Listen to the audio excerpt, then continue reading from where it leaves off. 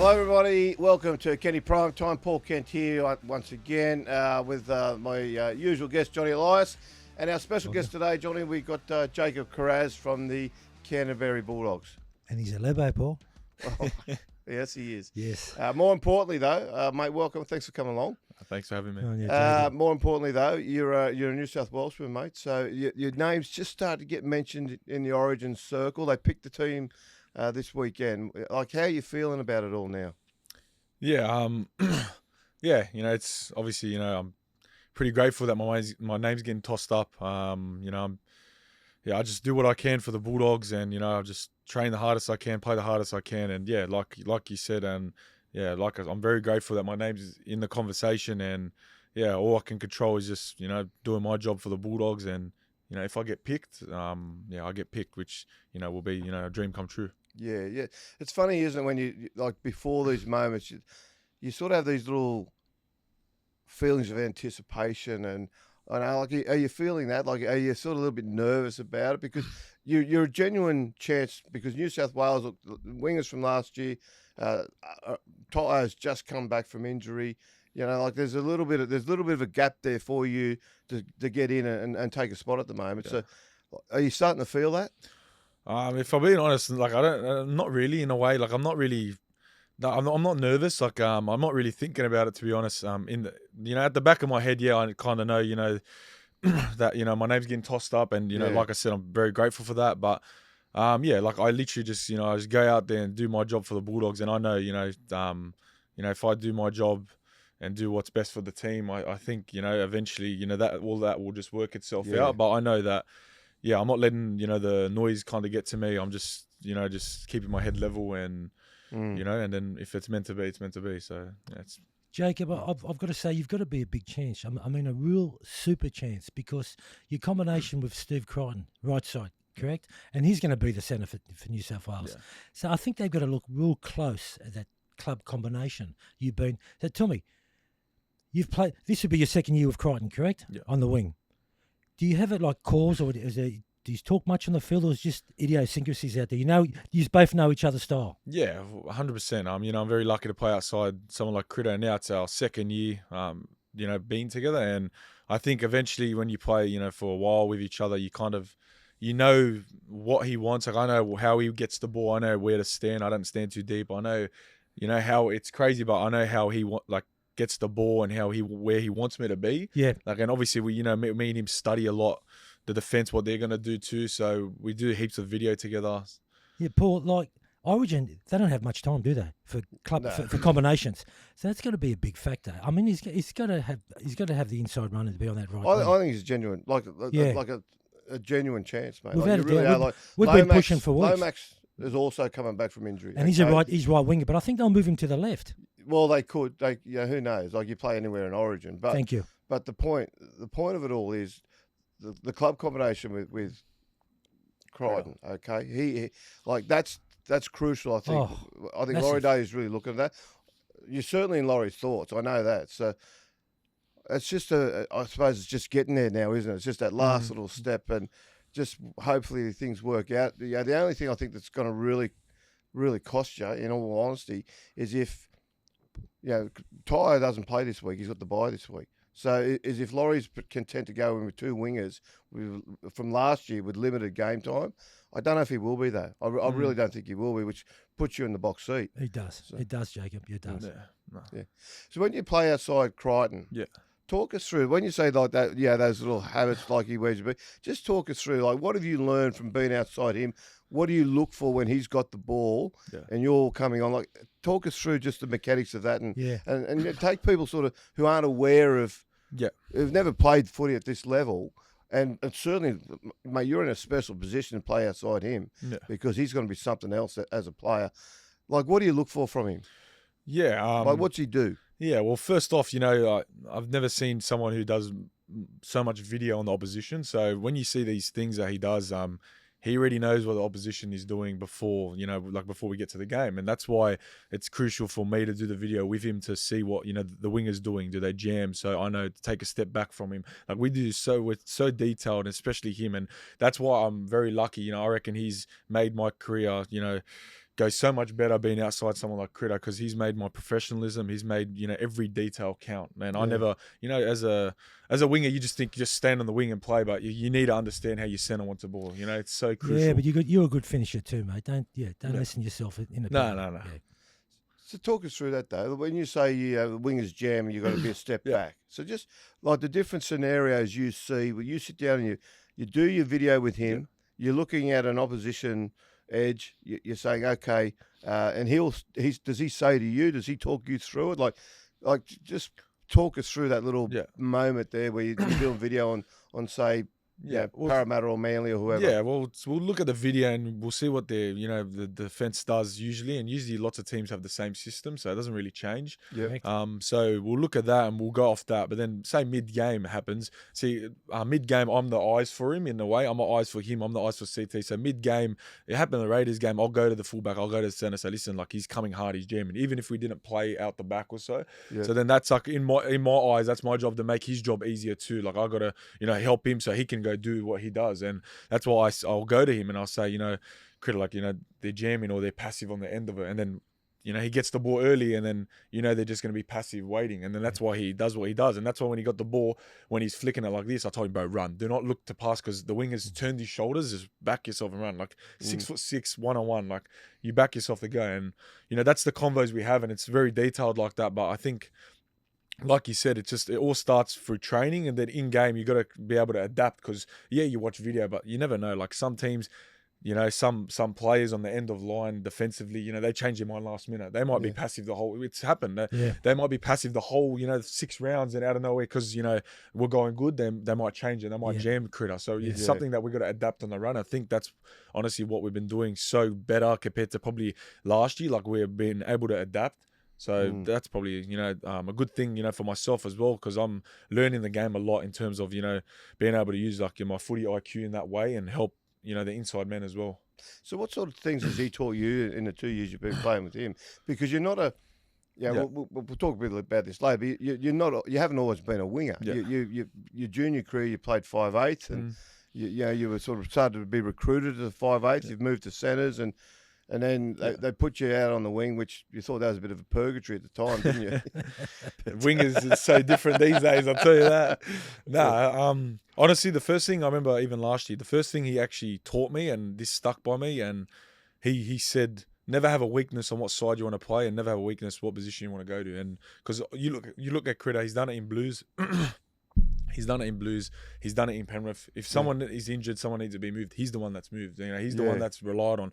And that stuck with me. And ever since that day he told me that, I remember in the preseason before I trained, I trained centre, I trained both sides, I trained right wing, left wing, and last year I had the privilege to play a couple positions when, those players injured or stuff. And I honestly give, lots of credit to Critter for that, because in my head, especially as players, some players only prefer one side, but, I'm very lucky now I've learnt both where, I could, comfortably, and I wouldn't worry about going both sides, centre, wing, if I have to fill in fullback. He's taught me about the versatility and never have a weakness, because you never know what could happen. And I think it's so special in a team you want to be relied on in that way. If someone goes down, just put him on the wing on the left side.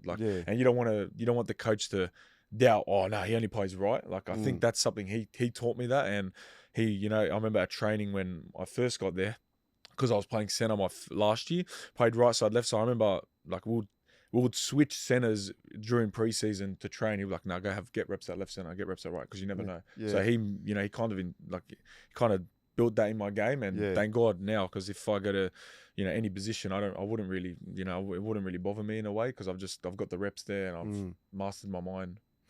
When you just like a lot of people, particularly older people, like people my age, and even the older people like Johnny's age. Thank you, Paul. The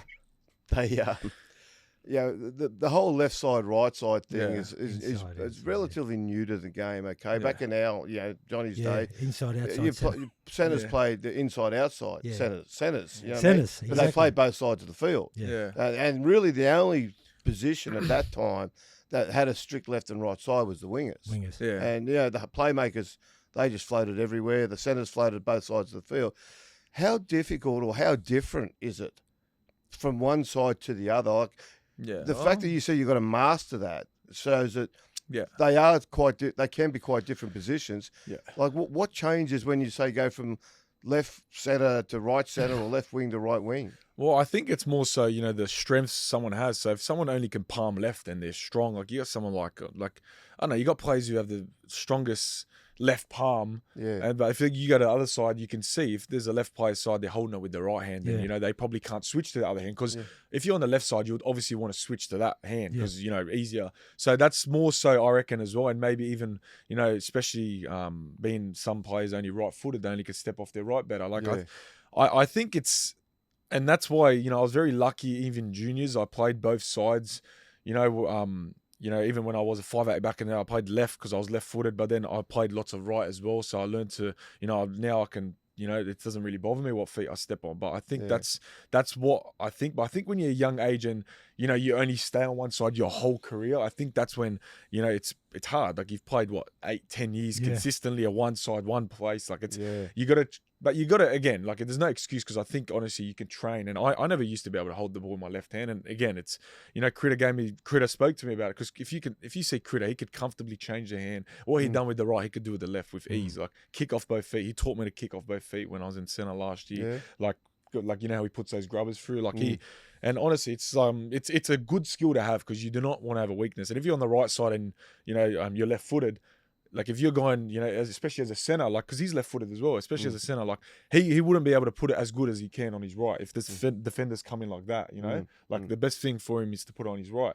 So I think that's the hardest thing in a way. I think it's more of a habit you got to break, and it is hard to start to break that habit, and you got to be uncomfortable. In games, if you're on the left side, you got to practice left, even though sometimes it might be a loose ball. Like, but I feel like if you're doing it at training consistently, eventually it unfolds and it doesn't become that ugly habit that you have. But like you said, the game's changed in a way, back in the days, like you said, but now it's just players only want to play one side, but it's good to learn more.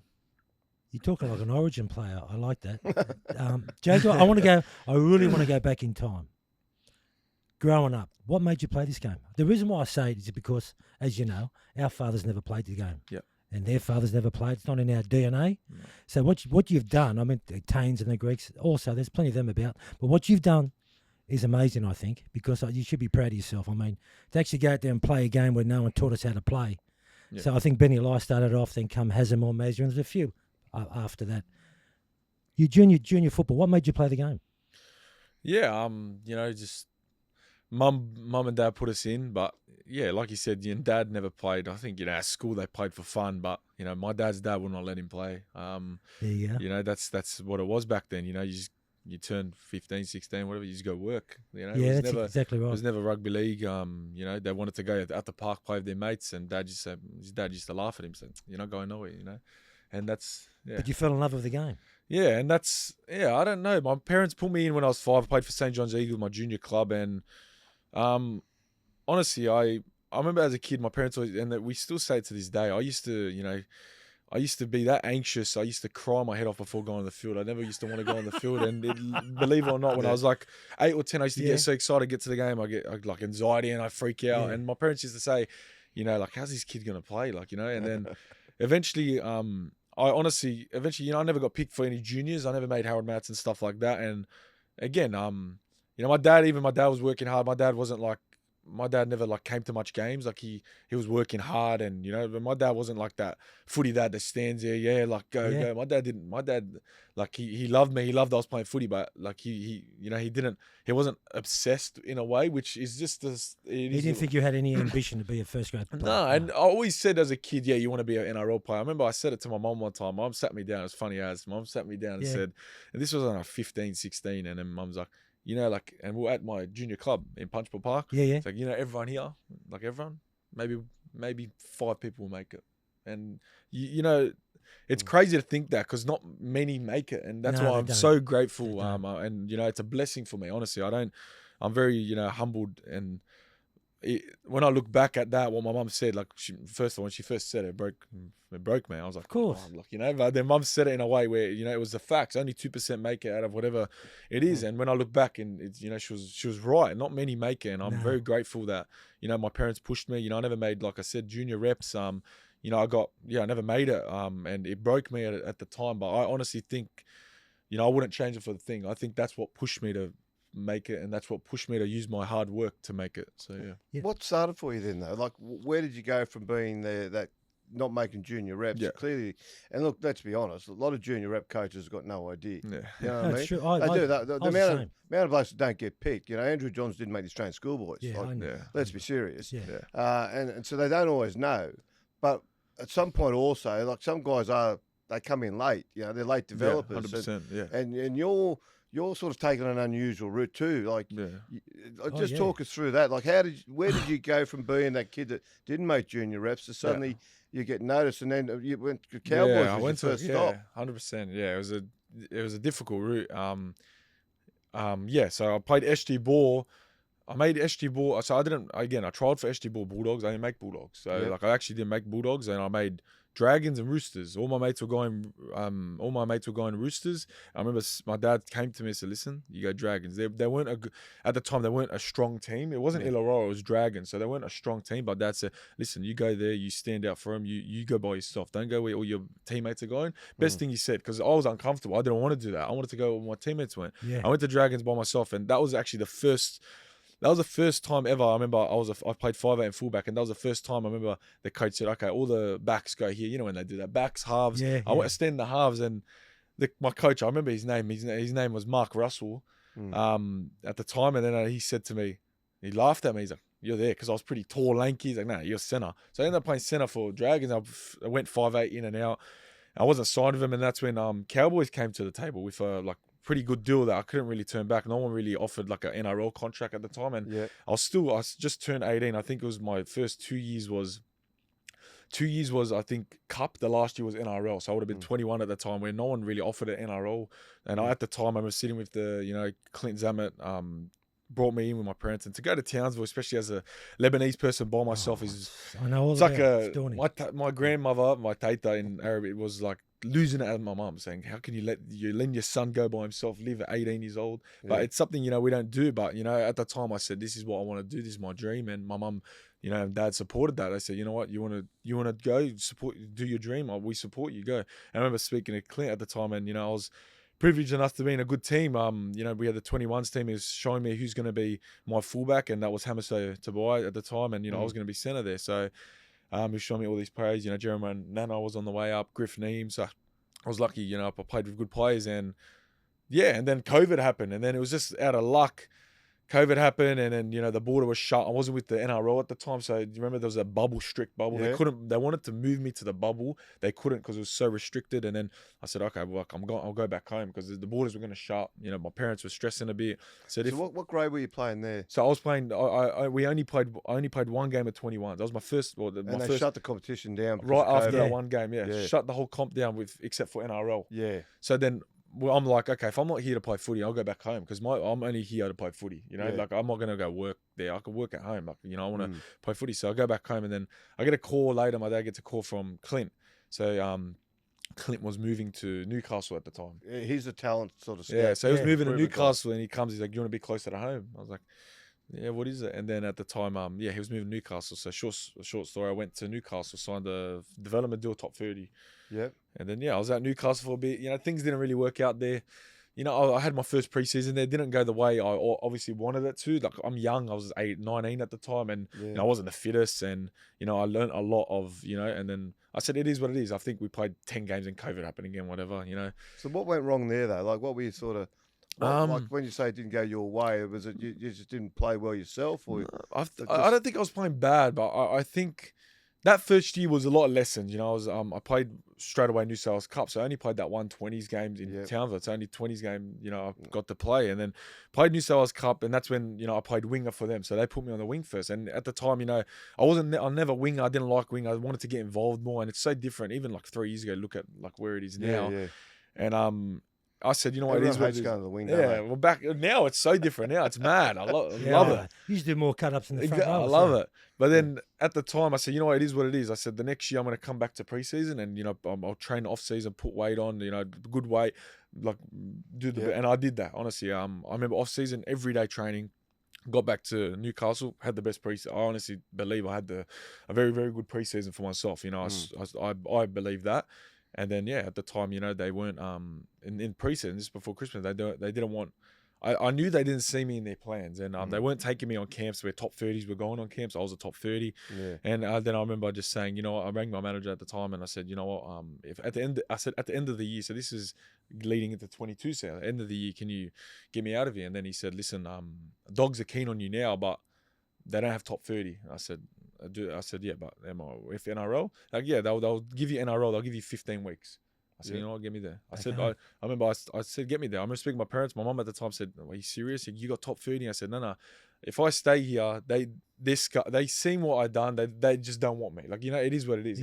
It's business. Like, you know, you don't take it personal. At the time, I did take it personal because I thought I trained good in preseason. And I ended up going to Dogs, and that's when I had a good preseason and ended up debuting that year. And everything happens for a reason. And he's soon to be picked for Origin. Yeah. And so, the third Lebo. Benny Elias, Hazem El Masri, Jacob Kiraz. We might find a few more. So when you go to the Bulldogs, right, and Cameron Ciraldo's the coach, and he's been so impressive as a coach. Okay, for those who've been in and around the game, everybody heard about how good he was as an assistant coming through and all the rest of it. But when you go, like, what did Canterbury do? What turned it for you? Like, you've gone from a bloke that you've had two clubs who weren't really fighting to keep you, to a club now where you're on the verge of getting picked for Origin. Like, you're this far away from it. You just need a couple of little things go your way. Like, what happened to Canterbury to fast track you there? Well, 22 was when I went there. Baz was there. So Baz actually gave me my debut. Barrett, Baz, he's the one. And, you know, and I always say this every time I see him, I have massive respect for him because, you know, he was the one that he believed in me. Yeah. Like he's the one that actually, you know, gave me my jersey. And, you know, obviously, you know, I'd done the hard work. I was doing well in Cup, but he gave me my jersey. So, you know, and it was a shame that I debuted. I had to get an exemption at the time to debut. I think it was round 7, and I couldn't play till round 11, and then that's when, you know, that's when, you know, he got sacked and stuff, and, you know, it was obviously, you know, a bad time at the club, my rookie year. But again, you're a rookie, you're happy playing first grade, you know, you're not looking at, you know, the results. Yeah, you're upset. I want to win 100%. I was the biggest sore loser. I wanted to win every game, but I was grateful getting picked every week to play NRL, and that was my main. But then the next year Ciro comes in, and that's where, you know, that's where everything changed. And I think in terms of what he done for my game is, What do you mean changed? Tell us, were they chalk and choose as coaches? I mean, different methods? There's no disrespect, but I think how we train and what we do is the hardest. And I honestly, you know, our first year was a big shock to everyone. Big shock. It was just like, wow, you know, we're finishing early the years before. You know, weren't training like it wasn't as bad as when he came in, and it wasn't like, it was just the way, you know, he was a defensive coach. The way we trained was a big shock. It was the hardest preseason I've ever done. All the boys would say that too. It was just maybe because, you know, we were new to it, the system, everything was just very new. So, you know, some boys didn't like it, and, you know, that's why the 23 season was a tough year. But, you know, we knew as players, you know, which is crazy because there's not many of us that were from there, but, you know, we knew as the boys who were there where we were going. And Ciro used to always come to me and say all the time, because I used to, after we lost, I never used to speak to no one, and he used to sit with me on the bus. He's like, listen, I need you to keep believing. Trust me, I know where we're heading. Now we're losing. Trust me, we'll look back at these times and, you know, we'll laugh about it. And it was crazy when he said that, because at the time you kind of don't you believe it, but it's hard because you're just in that down state. It's so hard to get your head up. Paul's always been pushing Cameron Ciraldo's Barra. He's how good of a coach he is. One of the most, honestly, detailed coach I've ever met. Like, you go in meetings, we're winning now. You go in meetings, he never ever says, oh yeah, this is what we're doing. Like, always what went wrong straight away, and detailed, like, especially with, you know, the way we defend and stuff. You know, whoever goes wrong, he'll tell him, like, you know, put the boys, we hold each other accountable now. That's where it's got to. Very important. Exactly. And, you know, in the rookie year when, you know, 23, no one was really doing that. And it's hard too when you got majority of the group not believing in something. So there's only certain players who are believing in it. Everyone's got to buy into it. Exactly. And now that's what happened. You know, we got recruited the best players. Everyone said at the time, utilities. Honestly, they'll, like, you look at all of them now, and honestly, they're the culture that they bought. And you know, he's a big fan. Paul's a big fan. When you say, like, things change and believe, he wanted you to believe and all that, and, you know, I've heard a few things, but, like, talk us through what he was trying the changes you're trying to bring to the club as far as how you play. Like, the one thing you hear about Canterbury is how tough they are defensively now. And I've told this story before when I remember talking to Josh Reynolds in 23 when he was first there. And he said, look, he said, mate, Cameron Ciraldo's teaching us things he said I've never seen before. Now, this is a guy who played 10 years in the NRL. And he said, he's teaching us things I've never seen before. And he said, mate, we're terrible now because we don't get it. He said, we can't do it. He said, but once it clicks, and he said, and it will click. He said, once it clicks, he said, you watch us go.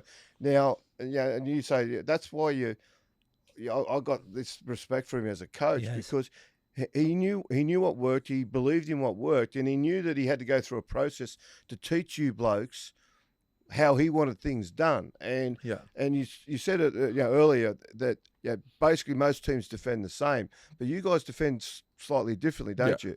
Yeah, we we don't like the attack to dictate what we do. We like to dictate what they do. So that's why our line speed's the best. I would say the best in the comp, and that's what that's what we do. That's what we're known for. That's what we do. We don't like the attack to dictate. We want to get up in line, and everyone has a job, and it's crazy to think because even I have so much respect for our middles because if our middles don't do our job on the edge, it's hard for me and Critter. And that's the thing no one sees. Like everyone sees, oh, they scored a try on the corner, oh, the winger did this, the center done this, but trust me, we'll go in video and then Cyril will get into detail of what middle didn't hunt for that to happen. But again, then he'll get into detail. Okay, this didn't happen, but then we have other plans, which we do. We have other plans if plan A doesn't work. We have other plans if this doesn't work. So you can still solve it. Like he taught us, if this happens, doesn't mean what you let it try and you still got to solve it. But there's other ways we can. But he's so detailed, and that's why our middles have to be fit, man. And our middles are the fittest. They have to be so fit, man. And honestly, that's why I respect our middles so much because they're the ones doing all the work. Don't get me wrong, and that's why it's our job as backfield. That's why when people say, "Oh, you carry hard," it's the least I can do for my middles. That's what I'll do for my middles. They hunt for me like that and help me defend easier. I make 1 tackle, 2 tackles a game. The least me and all the backs can do is run out of yardage for them. Yeah. So that's how we have that combo, and we have that thing where I will go to the middles and speak to them, saying, "Right, you defend hard. Don't worry about it." See, that's the thing too. Lots of probably middles worry about getting line speed. They'll tire out. Then they have to get behind the ball. I said, "No, you front load. We'll get you out," and that's why we catch the ball. Hopefully. Connor's catching it on the, we're in the field position. He's catching it on the, I don't know, like the 60, running 30 meters before we get tackled, and then we got field position. So that's what it is, really. It's a beautiful thing they can recognise what the middle forwards are doing for them. Yeah, I like that. That's great. Yeah. So was it a big adjustment, like when he got there though, Ciraldo? Like when he's does he break you all down and from a coaching point of view, does he break you down and say, right, this is what I want, and this is what we're going to do, and that's it? Or do you sort of stick a little bit with your old style, and he subtly changes piece by piece? See, nah, he didn't, and that's I honestly think total change. Yeah, and I honestly think, and he'll even say this too. If he could have just left it the way it was, and we probably would have got more wins in 23 because everyone's comfortable with doing what you're doing. Yeah, you won't leak points, but you're giving up 50 meters. Like he said that, but he was adamant and respect because that's the way we're heading. That everyone, this is the system. You stuff up, you don't stuff up. This is the system. Yes, it took a while, even for someone like me on the wing. I was used to back at you be passive, you do this. It took a while for the habits to change, but he made sure that in games if someone done it wrong, he'll let them know and say, no, we don't do that anymore. This is not what we do. And everyone knew at the time that it's a new system. Like everyone knew it, but it's some boys didn't want to buy into it, and that's when if you don't buy into something like that and you have to, then you'll never get it right. Like you have to honestly believe that it'll work. And some boys, because we're losing, all the boys weren't believing it. They're like, oh no, it's not working. But the reason it's not working is because no one's doing it together. We're not all doing it together, and it takes time. It wasn't going to happen in 1 year. And then obviously last year, that helped. We had that belief probably mid-year where we started, winning, going on a roll, and that's when we're like, man, we can actually do this. And honestly, that's when it started to click. Yeah, because the thing too is competition now. Like, Penrith. Yeah, Ciraldo ran the defence at Penrith, and Andrew Webster was there at Penrith. Okay, and the two best defensive teams in the comp, Warriors, about the Warriors and the Bulldogs, exactly. it just proves the old adage about defence wins comps and all that, doesn't it? Like 100%, that's where it starts. That's the hard part of the game. Yeah, 100%. He Paul, loves you defense. spoke something. You touched on something. Defense wins games. Does Cameron go back to the '80s, the Dogs of War? Does he bring up Warren Ryan and the old? Yeah, he'll bring. We always, Ciro's good like that. He always brings the history of the club, and he makes sure we all understand the history of the club. Like Okay. he loves he loves the detail about it. Everything that he does, he will always look at history of clubs. And yeah, so I remember when he first came to the club, he straight away what he wanted to learn was the history of the club. And as a coach, he wanted to learn that, and that's what he's installed. So yeah, he brings back, we're a lot different team. We're a lot different, obviously, as they had a bigger pack. They were Dogs of War. Yeah. We're a lot different team, but 100%, he will always look at that. In meetings here and then, he'll bring it up. And yeah, obviously it's so important. The Dogs have we're very lucky. Great history. Great history, and we're lucky to be a part of that. And that's why it's so good now that we're doing good, because I'm sure those past players and that it would have been a rough couple years to watch, especially as fans as well. So it's good that we're getting some success. Yeah, they're one of the great clubs, Canterbury. Like they won comps. I think it was every decade: 70s, 80s, 90s, 2000s, and then the 2000. What do you call that? Teens. They made 2 grand finals, but they didn't win them. It was the first decade. The first decade they went, and since the 70s, where they didn't actually win a comp. And this year, not to put the pressure on you blokes, but yeah, this decade, the 20s, you still got to get to that grand final just to sort of keep that streak going. But they're a club that I remember talking to Peter Moore years and years ago, and he told me that what changed at Canterbury back in the 70s is when they took Bob McCarthy over from South. That's right. And Bob McCarthy, South were one of the great club sides at the time. Bob McCarthy came over, was in his later years, came over and basically showed the Bulldogs what it took to win. And then back then they had the Mortons were young, the Hugheses were there, they were still young, and George Paponis was the Australian captain, so they had talent there, but they didn't quite know what it took to win competitions. Bob McCarthy's put that in them. He showed them what was required, and I remember talking to you Bullfrog. You would know him, but he's one of the great fellas, and he used to have this really massive dark office at Belmore in the grandstand there, and there was ashtray just full of cigarettes, and he used to smoke all day. And I was sitting there one day talking to him about it, and I said to him, what is it about this club? And he said, mate, the winning's in the woodwork here. Matey, he used to do that, matey, come here. He'd call you in close. And he said, winning's in the woodwork. And that was just a belief they have. And there's a really good doco out there at the moment on Boston Celtics. They're a very similar club in that way. The Celtics have this attitude that you're not, if you're part of the club, part of their team, you are always part of that team.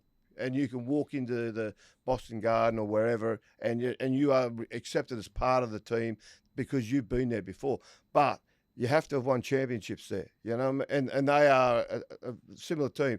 They win, every 10 years they've got at least another title to go with it. Fail if you don't, Yeah, and that's just, they don't accept just playing. They don't accept competing. It's about winning, and I think that's why I like Canterbury. I know you do. They're a wonderful club in that way. They're just there to win. We're not here to make up numbers. We're not here to compete. We're not here to be one of those clubs that, good effort today, guys. Gee, you went close. They're there to win, and that's what's accepted at the club, and that's the standard that they put out. Ciraldo is he's refound. I think they did lose their way a little bit. They're certainly a couple of years back when they were running last. They clearly lost their way. But he's brought it back. He's brought that essence of what the club's about back to the club. Jake, the season for the Bulldogs is elite the comp, except for the one game. I just want to know what he was like after that loss, that ambush to the Broncos. Believe it or not, at halftime at halftime he came to us. We knew what we were doing wrong. That's the thing as well. Like, he knows that we know as well. Like, when you have 30% possession, we're losing the ball, 7 tackle sets. Like, you're not going to win a game. Like, at the end of the day, too, you can defend, but you only can defend so much. And it's the laws of the game that is the number one. You hold the ball complete. So second half he came and told us, listen, funny enough, he actually said, listen, he doesn't really spray, but he gets his point across pretty good where the boys, you know, will listen. He's like, listen. Everyone's like, oh, like he's like, I don't want, you know, you just want to just play second half, win the second half. He's like, no, let's win the game. Like, I don't care what anyone said, let's win the game. Let's win the second half. He's like, no, you believe you can win the game, go win the game. He's like, you know what you need to do, and that's why if you remember second half, we actually done pretty good. We started off the way we should have started off first half, and then after the game, he didn't really like we looked at it was thank God it actually happened because there was a lot of lessons that we learned, and again that's the laws of the game, like you know how we can come back from losing because at the time I think before that we didn't leak any points I think we leaked 14 points in like 4 games. So Newcastle to nil, kept a few teams to nil. Yeah, so 2 games before the Brisbane, we left every team to 0. So when they scored straight away, I think in our head as well, it was a bit of a shock because we haven't conceded a try, believe it or not. So when we were speaking about it after saying, you know, it was a shock and then they're scoring again. And in our head, it's like, we're not used to teams scoring 1 try. How they just ripped us apart. And again, it's the laws of the game. Obviously that helps, you know, you don't let them get there and stuff like that. But I think, again, it was a lot of lessons how we can, you know, it's going to happen. It happened Raiders, you know, they'll same thing, you know, 30% possession, drop the ball, 7 tackle sets, penalties. Second half, you know, he said similar thing. He's like, you know what you need to do. The good thing is it's not 34-0, it's 20-0. The thing is too, though, that was impressive about both those games was both games you needed half time. You needed to get that break. Yeah. But yeah, some teams they can, when they fall behind and they get ambushed, or you know they start slowly, and suddenly there's a couple of tries there, they get a bit rattled, which looked certainly against the Broncos, or I would dare say against the Raiders too. Both games you looked a little bit rattled early, like the points, like shit, what's happened? Where's this coming from? Yeah. But the ability to go away and look, the halftime break was necessary, but you adjusted and you got yourselves back together. And it was amazing the transformation of the team that walked into the dressing sheds at halftime and the team that walked out. Because in both games, it was just a totally different looking attitude towards it, and you just played completely different. It's like 2 different teams. Yeah, and that's both what it games. Is. We just played our game. You know, they knew what that's they did. That's a big adjustment to make, though. It's a big adjustment to make because I say this, you know, and this is the key, I think, in the NRL now, which is the last thing that teams are still really struggling to get. Physically, the players can't get in much better shape. They are trained to the minute. But the big thing is the mental part of the game and being able to make sure as a team, it's not enough for 1 bloke or 2 blokes to be 100% on. You as a team, you've got to be there. And we do see that still. Teams just mentally aren't there some weeks. And you know, there's nothing worse than, I think, a coach after a game saying, look, we just weren't there today. We just weren't on. And you think, well, mate, you've got all week. That's the thing. You've got all week to be there. Now I get stuff happens that mentally, whatever during the game as well. But that's also your job to be right for that kickoff. Yeah, and you know what time kickoff is.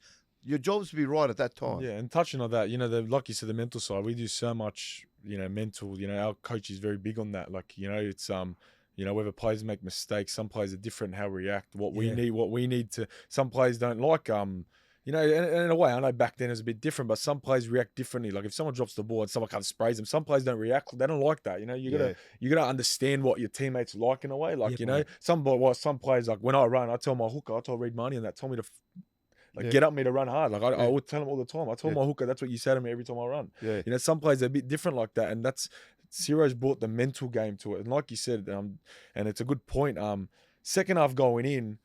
The hardest thing is mentally. And thank God our heads are in the right space because you know we do the work like that. But it's, you know, when you're down, especially even in the Brisbane, like you know, you get off half time. Some teams will probably, or some players, you know, like 34-0 stuff this, but you know, we never thought that whatsoever. Even Raiders, like second half we went in, we actually weren't, compared to probably the Brisbane, we weren't actually rattled. We actually knew what we needed to do. It was just now about just go and do it. Like just go and do it, and then everything will just work out. And it did. Honestly, it's just not like, it's not a fluke. Look, we just put 34. It's just playing our game, and that's when we play our game, that's what happens. But again, it was just all mental side. Because if you're not mentally, if you're mentally not there and you're still out of it, you're still rattled, you can't do it. So take us through that. So take us through. You walk into the dressing room. Yeah. At halftime, and I don't know, pick a game, pick the Raiders game, for example. Yeah.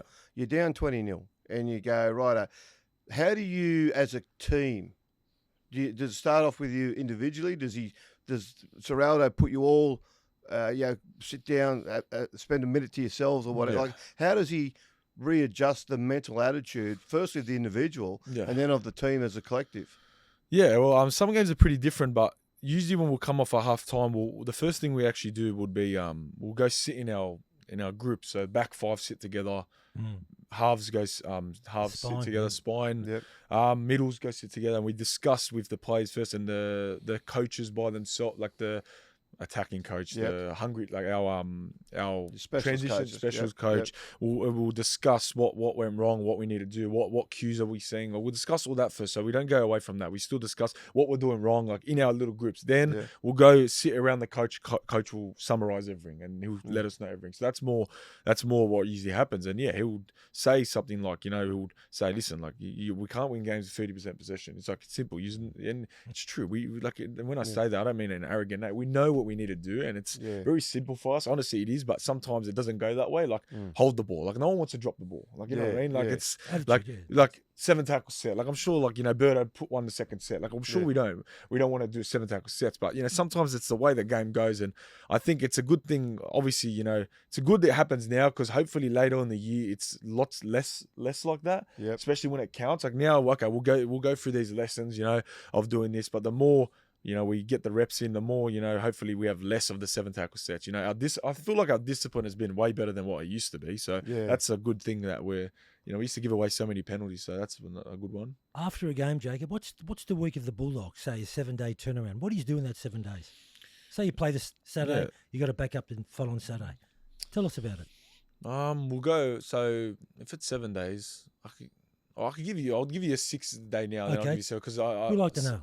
So 6-day now. We played on. When did we play? We played on Saturday. Saturday, Canberra. So because it's a 6-day turnaround, we'll have Monday. We'll have the Sunday off. So Sunday off. Yep. Then we did a light session on Monday. So light session, let the legs flush, like nothing crazy. Just get this light session. That's a thing too. Like people say, light session. Like this light session is, yes, it's light, but our coach makes sure our excellence is like, we'll be walking, but he makes sure our body positions are all straight. Like no one just go through the motions. He hates it because he says this is yes, it's light. Yeah, it's a short turnaround, so it gives us every like opportunity to actually ace all the excellent stuff. Yeah. Like so we do that. Then we today off. So Tuesday, Wednesday today. I'm forgetting the days, You're playing against the Roosters very soon, but in that week, so you'll have the day off after the game, the light session. Then we'll have a day off. Then you have a day off. Then we have a main day, our D2. So 2 days before our game, that's like our main day. Like our quality has to be good. So that's our we verse reserve grade. Make sure everything goes well. The captain runs the day before. Day after. Captain runs. Oh, yeah, day before the game. Day before the game. Yeah. So that's. But when you do a hard session against the reserves, is that just how long does that go for? Yeah, how physical does it get? Yeah. Well, the whole session itself, obviously we're not playing against them the whole time. We do oppose and all that, but the whole actually session doesn't go for too long. It probably goes for an hour and a bit because it's more so like just get your reps in quality and then get off the field because it's 2 days before a game. Yeah. But in terms of, we'll do a grind with them, which means we'll just do we'll have a game, but we'll go for, I think it goes for 7 minutes straight. And it's because our reserve grades are, with the same system, it's just kick, just 7 minutes straight. Just so you play a set out. It's like literally just, it's literally like kick off and 7 minutes straight, just play a game, like literally. You tackle, tackle full strength and like. Yeah, like we be smart about it. Probably in the past we weren't, but we're a bit smart. Like you run hard, but then you lose your legs, like because we had heaps of injuries, probably because some boys are pushing their legs and then this boy's hip dropping, and so we're a bit smarter like just that. Tie up the ball. Yeah. Exactly. So run hard first contact, then someone let them chop your legs, and then that's it. But we'll go 7 minutes straight, and ideally, if we are going 7 minutes straight, no errors, that's a very good thing. That means we're on, and usually 7 minutes. That's it. Well, no, like. In the game, Paul. First penalty. I know, I get it. I'm sure. It's a long time in the game. I'm sure there's average junior coaches out there going for 30 minutes and 35 minutes. It's only so we verse them other times, but we'll verse them in attacking plays, attacking sets. This is like a 7 minute, like set cycle, because an average set in a game, I think average set cycle in a game is like 3 minutes, 3.5 minutes. Yeah. So that's how long teams go before making an error or something. Or Yeah. there's a six Penalty. again, So or there's a we go penalty, yeah. 7. We go 7 minutes. Don't get me wrong. In preseason, we'll have our 40 minutes games and that. Yeah. But this is just to ACL prep. Yeah. Because the first 7 minutes of a game, that's what we hope to do. We hope it goes longer because Yeah. we're ready for that. But And that's just like just keep transitioning from attack to defence without Yeah. it, like, without no and you play stoppages, without nothing. stoppage. Yeah, and no, the way we no scrums, no and the way, balls in yeah, touch. and again, it's like I understand. It's 7 minutes. The way we go about it is like Yeah, it's I like can you gotta like you gotta, like I said, you gotta be very fit to do it. So it's not like Yeah. 7 minutes is going through the motions. Like our middles are line speed every set, and our Yeah. backs are running off the back fence every set. Yeah. So it's like pretty full on. After the first probably 2 minutes, you're looking and you're like, oh, okay. we've gotta- Well, yeah, anyone, yeah, it's like when you box 3 rounds. It's the longest 3 minutes of your life. you yeah, know, and exactly. So doing a 7 minute Yeah, without break, just it's a long time. attack, defence, attack, defence, attack, defence. Like that's a lot of work to put into that. Yeah. The the pickup from the players through all that. Okay, so like how difficult is that? Like when guys are coming into the side and yeah, okay, guys, this is what we do. You got a new player in the side. He's just being promoted. Like Bailey Hayward, right? You know, like Best. he comes into the side. He's had a really big impact on how you guys are going. But when say you bring him into the side and he gets used, how long does it take them to adjust to what you guys are doing? Well, like Milky. Milky. Yeah. No, he's Milky. Yeah. Close mate. I love him. That's I a love him. Great name. Yeah, Milky. his nickname's Milky. He's got good DNA, that fella. Go on. Yeah. Well, he's been lucky enough. Well, he's been training for Bulldog for a while now. They know the systems. So he knows the system. So Yeah. really, when you say the transition, it's not like, and that's what you've probably not a shock. seen. What It's about- not really a struggle. Like some Yeah. players will come and they'll do the job, and then everyone and we're very lucky in that way. We got that depth where players will come in and it wouldn't look like they're out of place, and that's because they know the system. Yeah, obviously it's NRL reserve grade, so different. Faster, physical. But in terms of our system, like it's just they fill in, and someone like Bailey, he's been training lock last year for the first time, lock and hooker. First time I've used to play juniors against him, halfback his whole life. Yeah. So when he went to lock kid. hooker, which was the best thing ever because that made him get his debut, started killing it there. Yeah. And then I think 4 or 5 weeks ago he gets put in 5'8", hasn't played the 5'8", trained 1 week, and he goes does his job. And it's just He's a tough fella, that one. Milky's a good player, man. Very good player. Very very tough. Very very tough. It's like the Swiss Army of footballers. Though, like when they recruited a couple of years back, and bought all these utilities, and everybody was like, at Who the were time, like, what's going on there? Like, this is just madness. Like there was no real specialist positions bought, and then there was all these utilities came to the club, but they showed an ability. Like They've done a job. they were tough, they're competitors. Put them in a position wherever they're needed, Yeah. Exactly, and just the standards started to go up. And then out of that, then you've started to add that little bit of specialists, the likes of Crichton and Burton and those guys are starting to come in and they just bring that touch of class then to the side. Like you can, They're a pleasure to watch, aren't they, the Bulldogs? I just love watching you play. And that's on those new recruits, and that's what it is. That's the what toughness, and you exactly. got skill, and you that's got what Cyril finesse. looked for when he signed him. It's issue tough and who people who they're going to play bring good minutes. culture. Oh. Kurt Mann, like he's been around for what? Like I don't even know how long. Like 13, 14 years. He's looks funny. like We always he's been talk around a about lot longer. we always Connor talk about Watson the is old another man. one, Yeah, like players like that you want at amazing. your club. And honestly, he's in the leadership group. Kurt Mann. Like people, what he does is very, and that's why I'm so happy. People are seeing it now. What he does is unbelievable. He's so much value to our team, and the way he is as a amazing, leader, he speaks so much in meetings is unbelievable. And So good. so it's so good to have someone like that who's an older head. We're a pretty young team who's an older head can kind of lead us around in that way. Yeah. Talking about your teammates, I just want to know who's the number one pest in this club? Critter. Critter for sure. Yeah, it was Fox before that, but now it's Critter. Yeah, it's Critter. Yeah. Who's the funniest? I don't know, probably Jamin Salmon, I would say. The I funniest. don't know, he's up there. I don't know, everyone, Wow. I don't know, he says some stuff that's... Oh, this is the best one. Who looks in the mirror the most often? Who loves looking at themselves Bronson in the mirror? Sherry. Bronson Yeah, Sherry. Bronze. Yeah, Really? 100%. You see, Okay. he loves himself. I think Reed Marner's going to be very disappointed when you haven't said he's not the funniest or the pest. All pest. No, Reed's all right. Reed's not at training. It's you know what I mean. Oh, okay, so it's not what you get on it's not what you see on the field. Okay. No, like he It's good to goes know. after our training, but he's nah. he just loves that. He hates, and it's respect to him too. He hates when I think he said this before. We used to get bullied, man. Like 2 years ago, we used to get bullied in terms of we'll go play games and, players would push us and we used to watch on video. And then there was one session where we put it on video of what was happening. And then we said, we're not copying this anymore. And it was Reed who actually stood up and started doing it. And that's where it's come from now. And then whoever picks on one of the boys. Certainly working. What happened then when you put it on the video? What was happening? No, it was just lots of boys were getting pushed around, heads in the ground, and all of us just looking at it, not really reacting, because it's something probably that's been gone by for 5-6 years. Everyone versus dogs. Oh, let's bull, they're easy win.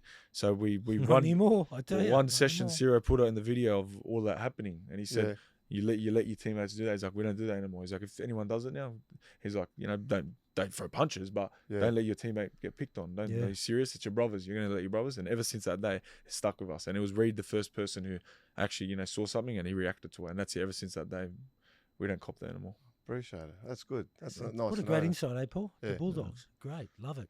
Mate, I want to thank you for coming on. No, thanks, for having me, man. That's Thanks, been great. bro. I really enjoyed chatting footy with you, mate. That's really.